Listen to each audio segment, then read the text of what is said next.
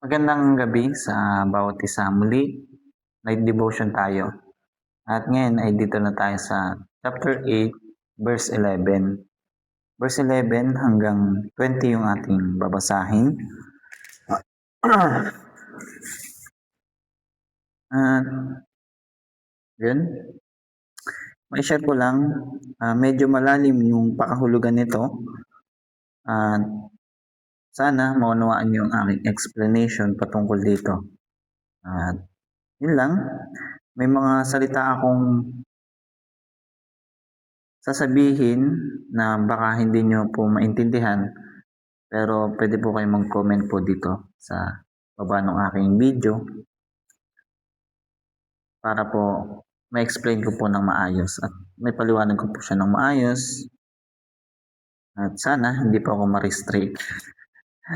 Lamang po at yun, umpisa na natin. Sa pamamagitan ng kanyang dakilang kapangyarihan, binalaan ako ni Yahweh na huwag kong sundan ang mga landas na dinadaanan ng mga taong ito. Sinasabi niya, huwag kayong maniwala sa sabuatan na sinasabi ng bansang ito. Huwag kayong matakot sa kanilang kinakatakutan. Ngunit si Yahweh ang makapangyarihan sa lahat. Ang dapat ninyong kilalanin bilang banal. Siya ang dapat ninyong igalang at dapat katakutan. Sa dalawang kaharian ng Israel, siya ay magiging isang santuaryo, isang batong katitisuran, bitag at patibong para sa mga naninirahan sa Jerusalem. Dahil sa kanya, marami ang babagsak, mabubuwal at masusugatan. Tulad po nito pong verse 14 hanggang 15. Kung babasahin po siya ng hindi po tayo kumbaga nagsaliksik patungkol po dito or hindi po tayo nanalangin, posible pong hindi po natin tumaunawaan at ma-misinterpret po natin ito. At katulad nga po nung sinabi ko, meron po akong salita na sasabihin na baka hindi nyo po maunawaan. Pero sana po maunawaan nyo po ang explanation ko po dito sa verse 14 hanggang 15 na isa rin sa aking pong pinag-aralan at sinaliksik at pwede po natin siyang may apply sa ating buhay. Sinasabi po dito, sa dalawang kaharian ng Israel, siya ay magiging isang santuaryo, isang batong katitisuran, bitag patibong para sa mga naninirahan sa Jerusalem. Tumutukoy po ito pong verse 14 hanggang 15, dahil sa kanya marami ang babagsak, mabubuwal at masusugatan, marami rin ang masisilo at mahuhulog. Ang ibig pong sabihin ng mensaheng ito, na kung tayo po ay tatanggihan po natin ang ating Panginoon, kung siya po ay ating tatalikuran, kung tayo po ay nakakilala sa Kanya, tapos tatalikuran po natin siya, hindi po tayo makikinig sa Kanya pong turo sa pamamagitan po ng Kanyang mga lingkod sa panahon natin ngayon bilang mga pastor na inilagay niya po sa ating buhay. Ang ating pastor at pastora, kung hindi po natin pakikinggan yung kanila pong itinuturo sa atin na ginagamit ng Panginoon sa ating buhay, may posibilidad po na tayo po ay mapahamak at maaari po nating ikabagsak.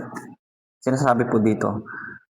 Pero kung ating naman pong susundin at kung ating pong pakikinggan yung pong itinuturo ng ating pastor at pastora sa ating buhay na ginagamit ng Panginoon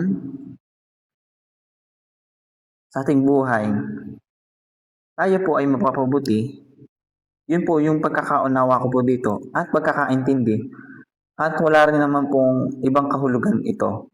Kundi sinasabi po dito sa talatang ito na kung tayo'y susunod sa Panginoon, tayo'y mapapabuti. Kung tatanggihan natin siya, tayo ay mapapahamak. At may posibilidad na tayo po ay mawalan ng direksyon sa buhay. At ganun po ang buhay natin bilang kabataan kung hindi po natin susundin ang ating mga magulang. Kung ibabase po natin sa realidad. Sa tunay na buhay, yes, may Panginoon tayo, tagapagligtas, nagpapala sa ating buhay, nagbibigay ng karunungan sa atin, ng katalinuhan, ng refreshment sa ating buhay. Kung iginagalang natin siya at nire-respeto ang ating Panginoon, kinikilala, I hope na ganun din po tayo sa ating mga magulang. Yun po ang gusto ko pong iparating sa bawat kabataan na pakinggan po natin yung itinturo ng ating mga magulang sa atin upang tayo ay mapabuti at hindi mapahamak. Dahil meron silang mga bagay na natutunan at na-experience sa buhay na hindi na dapat natin pang ma-experience. Kaya kadalasan lagi nila tayong pinapayuhan na anak, huwag mo tong gawin. Pumili ka ng mabuting kaibigan na makaka-impluwensya sa'yo ng maayos. Kaya lagi nilang binabanggit yun at lagi nilang sinasabi para sa ating ikabubuti. At ganun ang Panginoon sa ating buhay. Na kung susundin natin yung kanyang kalooban para sa atin, na kung tayo susunod sa kanyang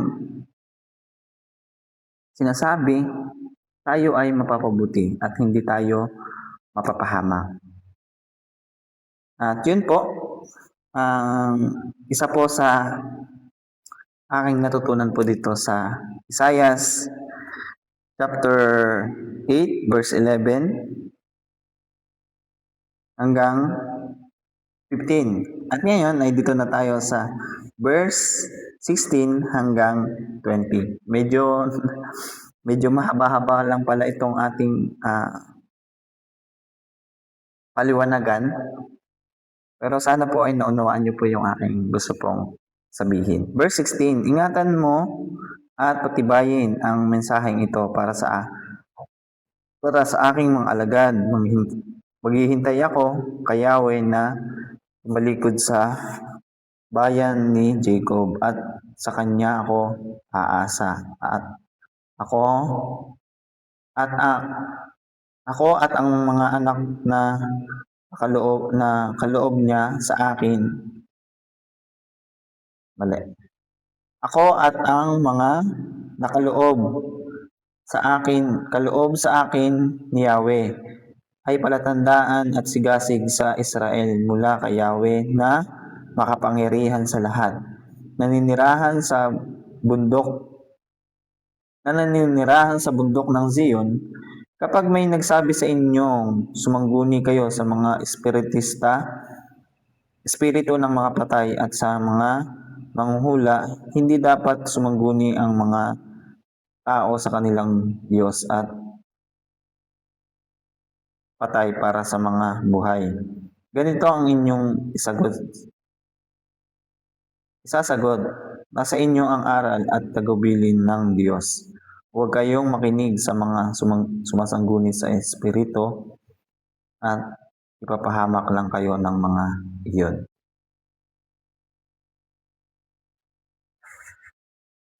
Yun. Ito pong talatang ito na verse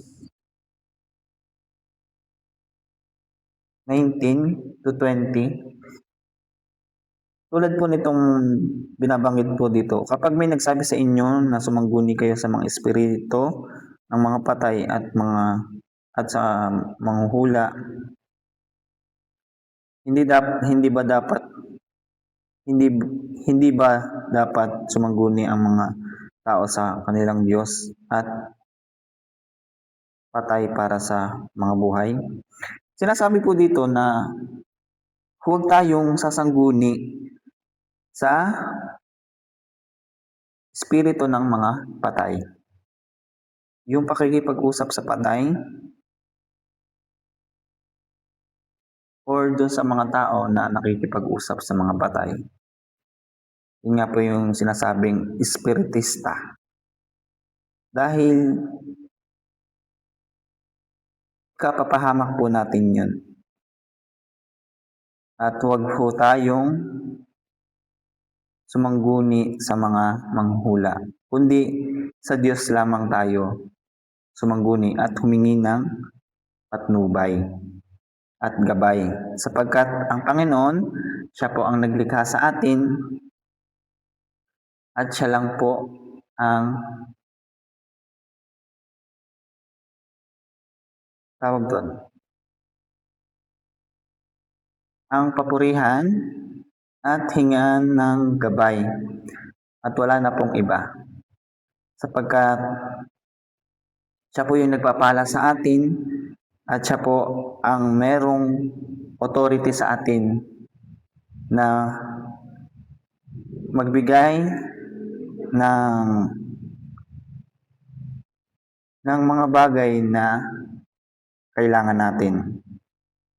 Kung kailangan natin ng gabay, patnubay, katanungan sa buhay, direksyon sa patutunguhan natin sa magandang kinabukasan na nakalaan sa atin, lahat ng bagay na ikabubuti natin, sa Kanya lang po dapat natin ipagkatiwala at sa Kanya lang po tayo dapat humingi ng gabay at patnubay. Sana po naunawaan niyo po yung mga verses na aking binanggit at yung mga verses na aking naipaliwanag. Medyo magulo siya sa akin pandinig, sa aking explanation, pero sana po ay naunawaan niyo po. At yun po, hanggang dito na lamang po. Muli, kita-kits po tayo sa ating night devotion bukas po ng gabi. At bukas ay dito na po tayo sa verse 21 hanggang 22. Yun lamang po at marami pong salamat. Kung medyo magulo po yung explanation ko at hindi niyo po naunawaan, pwede po kayong mag-comment dito sa aking video. Yun lamang po at marami pong salamat. God bless po. Inuulit ko po sa mga bagong viewers ko, hindi po ako dito nagtatatag ng bagong doktrina or paniniwala or ano man pong tawag niyo po doon. Ang gusto ko lang pong parating ay naghahamon po ako sa mga kabataan na magpatuloy na magpakabuti sa Panginoon, patuloy na magbasa ng Biblia. Yun lamang po. Pagpasensya nyo na po kung medyo magulo po yung explanation ko, kung minsan hindi nyo po naunawaan. Pero sana po ay kung i-correct nyo po ako, nasa maayos na paraan na hindi po siya yung correction lang. Huwag naman po sana yung talagang nambabash, gano'n.